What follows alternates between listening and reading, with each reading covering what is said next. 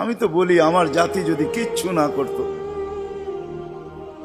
সারাদিন পরে ঘুমানোর সময় যদি হাত দুইটা উঠায় আর চোখের একটু পানি ছেড়া বলতো, মালিক এত বড় সংসার, এত যাই ঝামেলা সব সামনে নিয়ে সারা দিন তোর কাছে আসতে পারি নাই, এখন ঘুমাইতে চললাম, সকালে যদি উঠাস তাইলে উঠবো, নাইলে চির নিদ্রা হয়ে যাবে। কেননা ঘুম তো মৃত্যুই, ঘুম তো মারা যাওয়াই, নাইলে ঘুমের থেকে ওঠার দোয়া এটা কেন হবে? আলহামদুলিল্লাহিল্লাযী আহইয়ানা বাদা মা আমাতানা ওয়া ইলাইহিন নুশুর। ঘুম যদি মৃত্যু মরা না হইতো, মৃত্যু বরণ করা না হইতো, তাহলে এই দোয়া ঘুমের থেকে উঠার হতো তো হইতো কেন? অন্য দোয়া হইতো, আরো তো কত দোয়া হইতে পারতো। বোঝা গেল আমি মৃত্যুর থেকে ফিরে আসছি, মরে গেছিলাম ঘুমের ভিতরে। আমার জাতি যদি শোয়ার আগে হাত দুইটা উঠায় তওবা করে শুইত,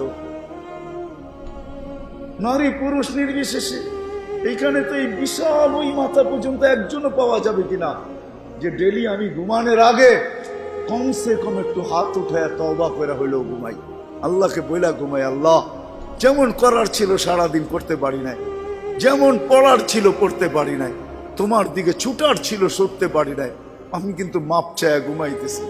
যদি উঠায় নাও ঘুমের ভিতরে, তাইলে ওদের অন্তর্ভুক্ত করো যাদের ব্যাপারে তুমি নিজেই কোরআনে বলছো ইউহিব্বুত তাওয়াবিন ওয়া ইউহিব্বুল মুতাতাহহিরিন। তুমি তওবাকারীকে ভালোবাসো, আমাকেও ভালোবাসার চাদর দিয়া ডাইবেন। আমার জাতি যদি ঘুমানোর সময় একটু তওবা করে ঘুমাইতো, একজনও তো হাত উঠাইতে পারবে না যে আমি ঘুমানোর সময় ডেলি তওবা করে ঘুমাই, তওবায় আমি অভ্যস্ত।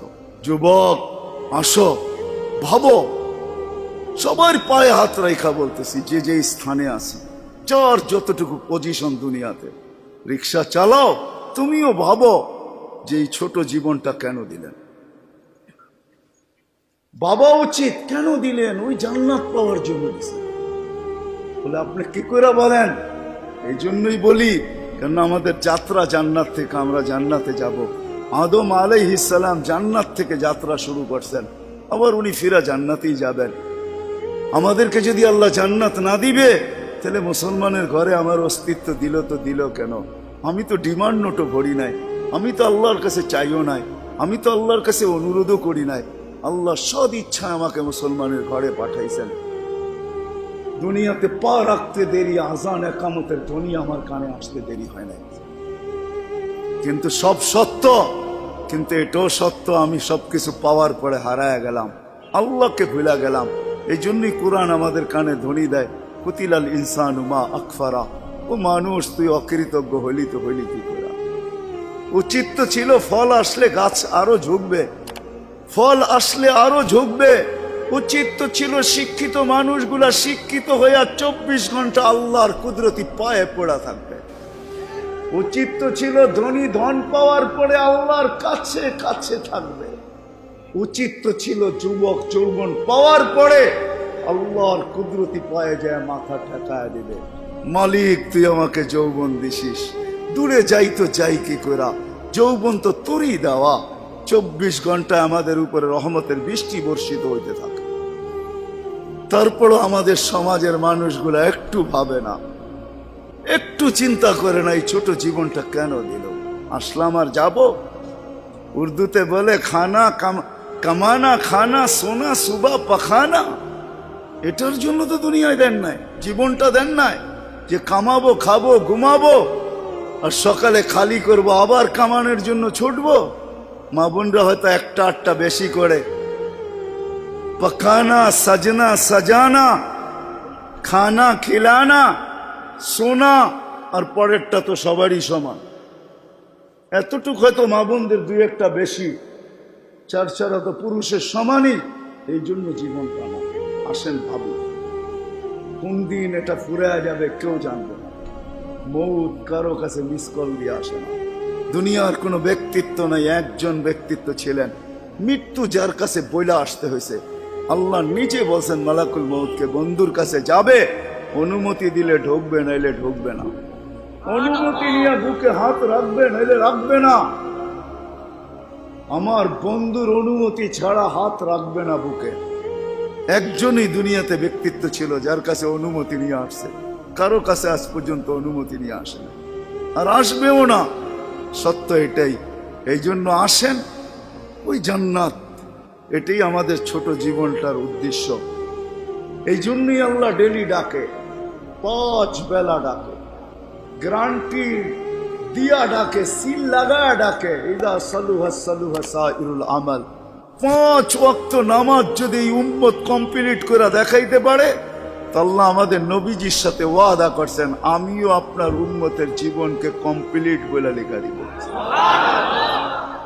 কোনো বিষয়ে হাতই লাগাবো না, চোখই বুলাবো না, নামাজ ঠিক তো ঠিক।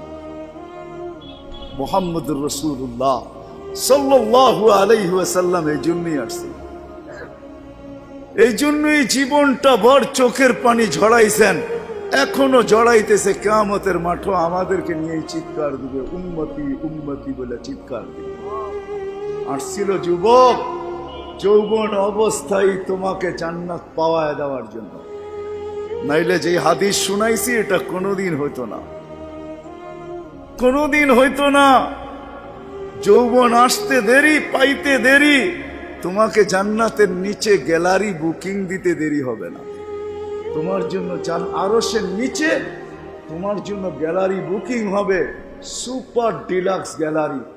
সাবাতু ইয়াদিল্লুহুমুল্লাহু তাহতা দিল্লি আরশি ইয়াউমা লা দিল্লা ইল্লা দিল্লু শাবুন নাশা ফি ইবাদাতিল্লাহ।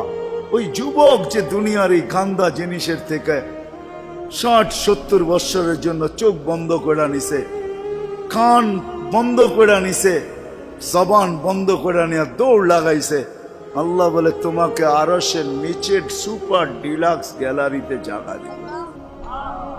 কিয়ামতের দিন ওইখানে জায়গা দিবে।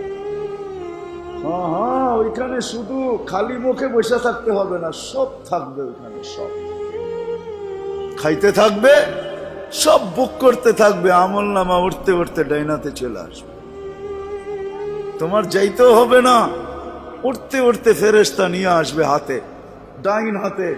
আজকে যেরকম ছক্কা মারলে তোমরা বাজার গরম করে ফেলো, মহল্লা গরম করে ফেলো, ঠিক না? আরে বোঝো তো আমার কথা।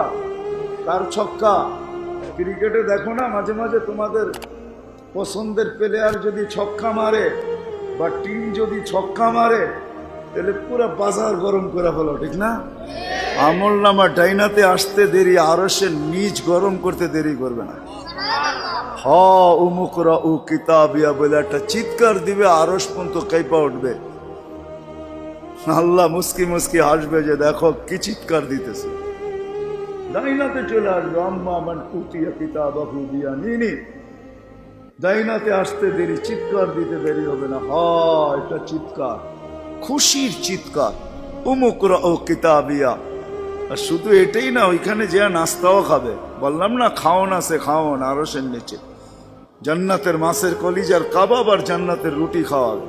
ফেরেশতারা আইসা বলবে আল্লাহর ওলি দুপুরের খানা জান্নাতে খাইতে হবে। এইখানে বৈশা বৈশা একজন আরেকজনের দেখায় সময় কাটাইলে চলবে না। জিজ্ঞাসা করবে কি পাকাইছে আল্লাহ দুপুরে? যাবাহা লাকুম সাওরাল জান্নাত, জান্নাতের ষাঁড় জবাব। জিজ্ঞাসা করবে কোথার থেকে আনছে? আমাদের আমিন বাজার মিরপুর থেকে। কেনা রব্বা হাফি আকনাফিল জান্নাহ, জান্নাতের কোনায় কোনায় বিচরণ হয়ে বড় হয়েছে। জিজ্ঞাসা করবে কি গাছ খাওয়াইছে আল্লাহ? ফেরেশতারা বলবে হাশিশ আর জাফরান, পিওর জাফরানের গাছ খায়া বড় হয়েছে। বর্ণনা শোনার পরে মুখে পানি এসে পড়বে, উঠবে জান্নাতে যাওয়ার জন্য। উঠতে দেরি, নূর হুমিয়াসা। ওই দিন নামাজের মজা বুঝে আসবে, ওই দিন উজুর মজা বুঝে আসবে। যেখানে উজুর ব্যবহার হয়েছে ওইখান থেকে নূর ফুটা বাহির হবে। যেই জায়গা নামাজে ব্যবহার হয়েছে ওখান থেকে নূর ফুটা বাহির হবে। দোজকের পাশে যাবে, দুনিয়ায় কি রংবাজ। দুজক যখন জিজ্ঞাসা করবে তোমরা কারা, তো সব রং বুড়াও রংবাজ হয়ে যাবে। রংবাজ বোঝেন তো? দুজকের পরিচয় দিবে, চিনো না বুঝি আমার ঘরে? হ্যাঁ চিনো না? নিজেকে পরিচয় দিবে ঘন্টা ভর। তারপরে দুজক বলবে মাপ চাই বাবা, জিজ্ঞাসা করেও বিপদে পড়ছে।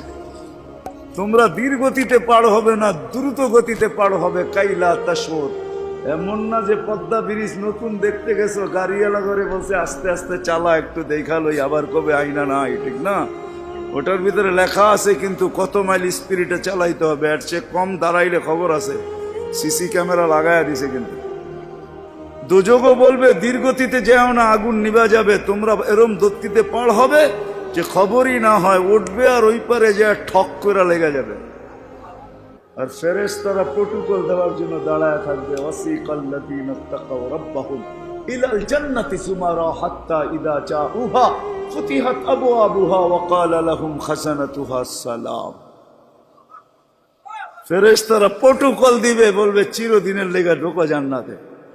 আমাদের নবীজি এটাও জানায় দিয়েছেন এই উম্মতকে, শুধু আমাদের নবীজি আর এই উম্মতকে, যুবক তোমাদের জান্ডা কিন্তু হাসান হুসাইনের হাতে থাকবে। মজা অন্যরকম হবে। মা বোনদের জান্ডা ফাতেমা রাদিয়াল্লাহু তাআলা আনহার হাতে থাকবে। আমাদের বয়স্কদের জান্ডা আবু বকর আর ওমর রাদিয়াল্লাহু তাআলা আনহুমার হাতে থাকবে। আল্লাহর নবীজি আগে আগে থাকবে। ওয়াস্তাকবিলুনি উম্মতি রব্বি, আল্লাহ জান্নাতের গেটে আমাদেরকে স্বাগত জানাবে। কেমন হবে? সর্বশেষ যে জান্নাতে যাবে, সর্বশেষ, শেষ পড়ার কেউ যাবে না। ও যখন জান্নাতের দরজায় যাবে, হুর দেইকা 40 বছর তাকায় থাকবে, খালি রূপ দেইকা 40 বছরের লেগে ট্যা হয়ে যাবে, ট্যা। 40 বছর পরে হুর ওর গালের ভিতরে চিমটিকাইটা বলবে, খালি দেখবি আর কিছু কাহিনী নাই, আর কত দেখবি তুই আমারে, চল ভিতরে। ওই জান্নাতের জন্য ছোট জীবনটা দিছে। ওটার জন্যই যার কাছে যে যে অবস্থানে, এই অবস্থানটা ওই জান্নাতের জন্য কাটাবে কিভাবে, এটার জন্য মুহাম্মদুর রাসূলুল্লাহ সাল্লাল্লাহু আলাইহি ওয়াসাল্লাম।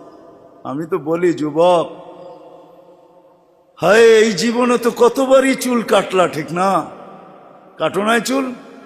হ্যাঁ, কমসে কম তো ঈদে কাটো, ঠিক না? আজ পর্যন্ত সেলুনে যে কোনোদিন বলছো যে আজকে তোদের যতগুলা ডিজাইন আছে এগুলা সরা?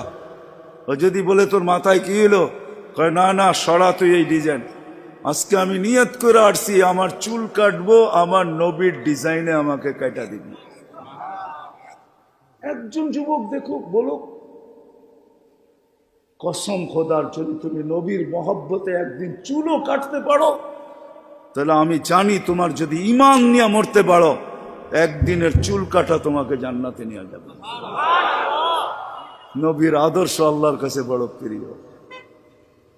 এই জন্য আসো, লম্বা করতে চাইতেছি না, আসো ছোট জীবনটা যে যেই ক্ষেত্রে আসি, যুবক যৌবনে, নারী নারীত্বে, পুরুষ পুরুষত্বে, ধনী ধনের ভিতরে, যে যে অবস্থানে আসি, পজিশনে আসি, এটা ওই জান্নাত নেওয়ার জন্য।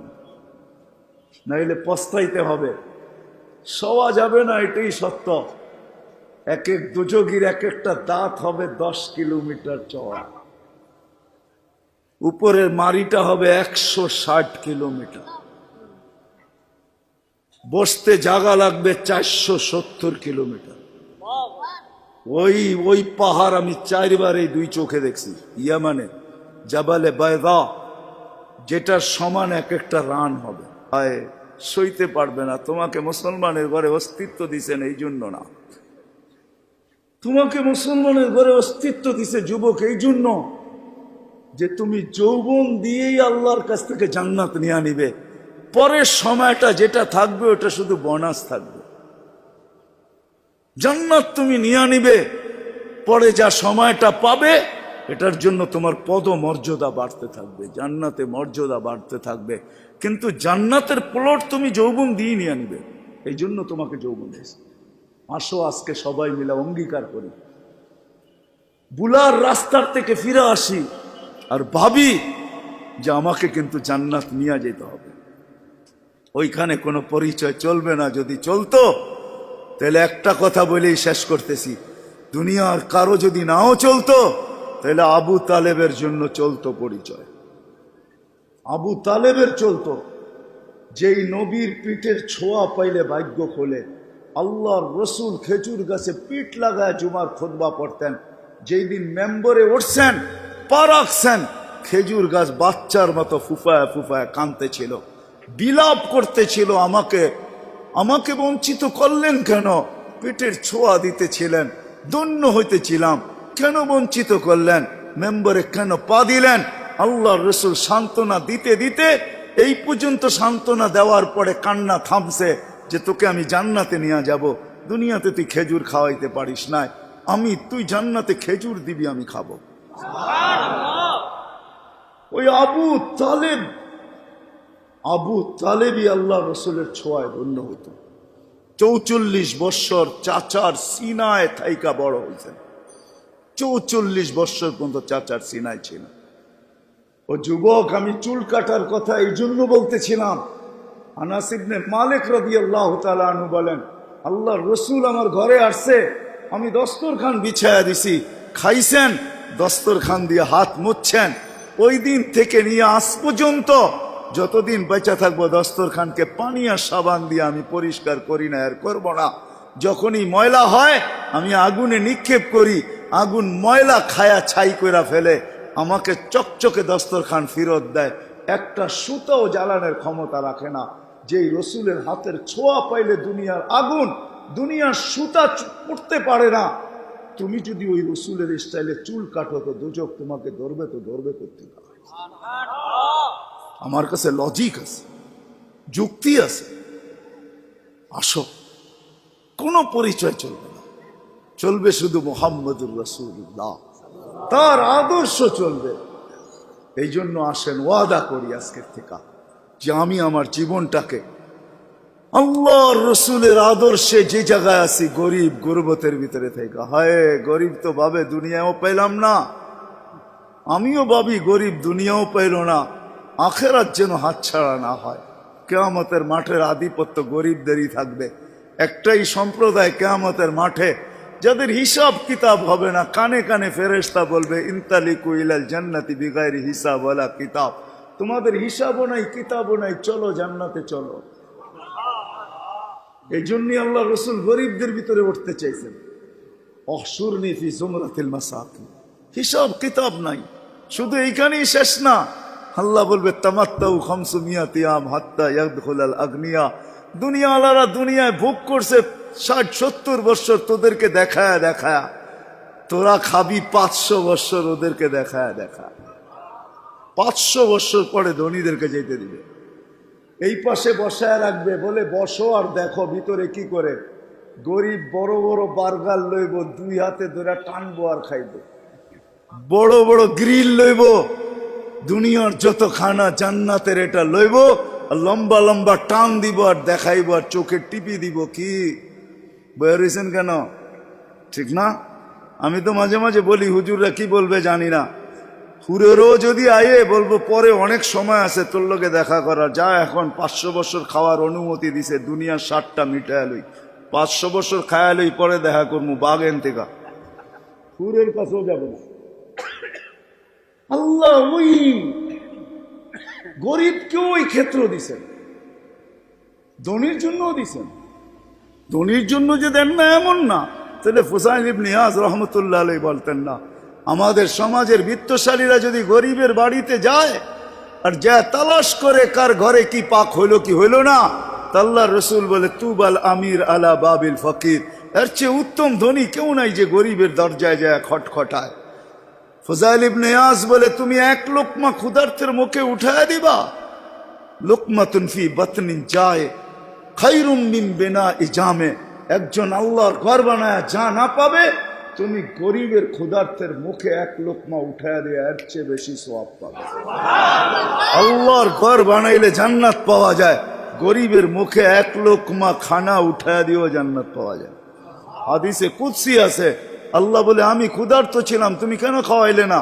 তো বান্দা বলবে আপনি, সুবহান, আপনি আবার ক্ষুধার্ত?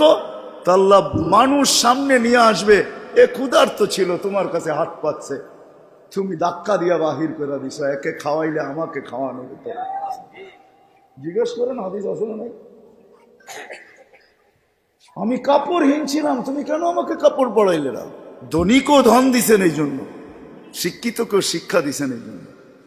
আসেন, অর্জন করব তো, শিখবো তো, পাক্কা ওয়াদা।